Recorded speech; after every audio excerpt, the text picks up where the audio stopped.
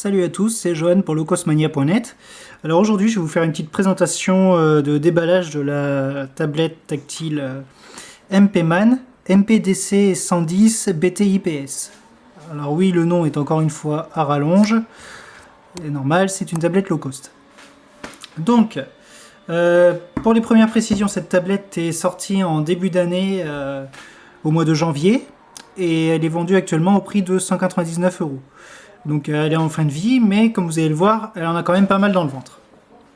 Alors, tout d'abord, au niveau de la boîte,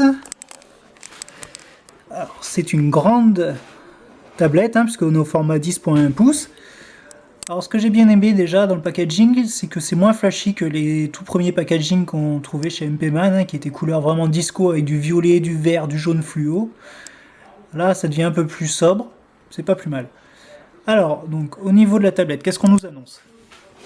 Donc c'est une tablette internet dual-core, donc ça déjà c'est pas mal, avec un processeur 1,6 GHz, c'est le RK3066 de Rockchip, 1 Go de mémoire RAM DDR3, Android Jelly Bean, la version 4.1.1. Ensuite pour la résolution d'écran c'est du 1280 par 800 en 10.1 pouces format 16 dixièmes.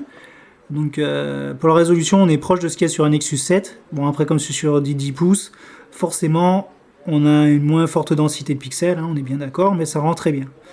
On a deux caméras, une sortie HDMI, un lecteur de micro SD. Ça c'est pas mal, c'est même très bien. Il y a le Bluetooth qui est intégré. Ensuite, qu'est-ce qu'il nous raconte d'autre? Un écran IPS, ah oui, ça c'est très bien, c'est même indispensable dans cette gamme de prix, je dirais. Le Wi-Fi. Ensuite, à l'arrière, donc on peut voir le web, vérifier ses emails. Et là on retrouve GetJar. Bon ça c'est pas une super nouvelle, GetJar étant pas un marché fantastique, mais vous verrez qu'il y a eu quelques petits changements. Il y a de quoi lire ses PDF et visionner sa vidéo et ainsi de suite. Bref, tout ce qu'une tablette est censée faire. Bon ça, heureusement. Ensuite, au niveau de la boîte, qu'est-ce qu'on retrouve? Donc premièrement, naturellement, la tablette. Voilà. Donc une grande tablette, bien grosse, bien épaisse, mais finalement assez bien conçue. Je ferai un petit topo tout à l'heure. On va d'abord voir ce qu'il y a de reste dans la boîte. On a un chargeur secteur. À savoir que la tablette ne charge pas par le port USB. Ça c'est bien dommage, dans cette gamme de prix, ça n'aurait pas été du luxe. En parlant d'USB, on a donc le câble qui fonctionne sur du micro USB pour le transfert de fichiers. Comme toujours chez MP-Man, on a un mini CD qui contient quelques drivers ainsi que le manuel. On a une petite lingette, ça c'est très bien. Et en fait on a ce bidule qui fait office de notice, en 4 langues différentes, dont le français qui se résume à ça. Donc autant dire que si vous n'avez pas un appareil, un PC avec un lecteur CD à côté, la notice, vous en ferez pas grand chose. C'est vraiment succinct, c'est assez dommage. Bon, j'aurais aimé voir une notice quand même un peu plus consistante, ça se fait de plus en plus. Bon, c'est pas grave. Android n'est pas spécialement dur à prendre en main, mais c'est vrai que ça fait toujours un petit peu tâche de ne pas avoir une bonne notice comme celle qu'il y avait sur la Easy Pocket, pour ne citer qu'elle par exemple. Donc, au niveau de la tablette, comme vous voyez, c'est une grande tablette, format 10.1 pouces. Elle est intégralement en plastique, donc avec un aspect chromé sur le côté.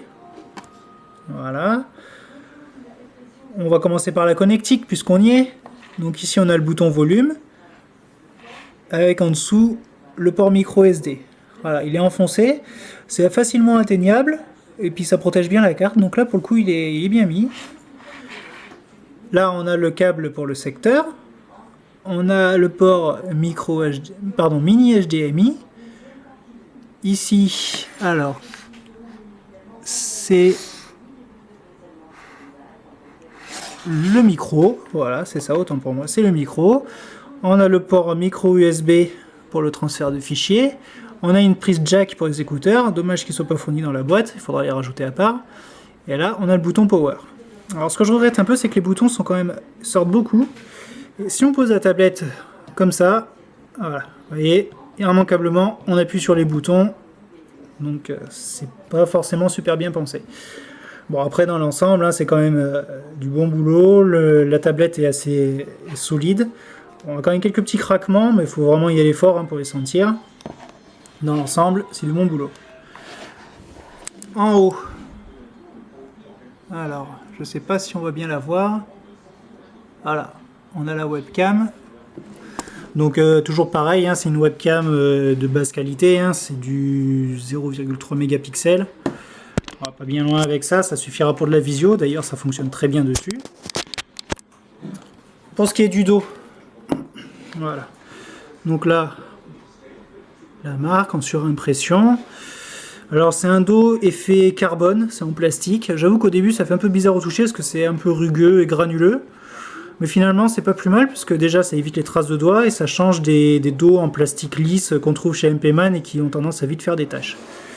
Et ici on a la caméra hein, au fond, au format c'est du 2 mégapixels il me semble. Voilà, donc pareil hein, la caméra fait pas grand chose, il n'y a même pas de flash. Là on a le haut-parleur. Donc le problème qu'il soit situé ici c'est que si on met un cover, forcément on couvre le haut-parleur. Déjà qu'il n'est pas de super qualité, on n'entendra plus grand chose. Mais sinon, c'est vrai qu'il est bien disposé. Une fois qu'on tient la tablette en main, on ne met pas la main dessus. Voilà. Donc pour ce qui est de la présentation de base de cette tablette, je pense que je vais m'arrêter là. C'est un produit qui est quand même pas trop mal.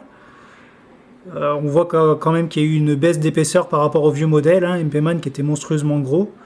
Donc il semble y avoir eu du bon boulot déjà au niveau physique de la tablette.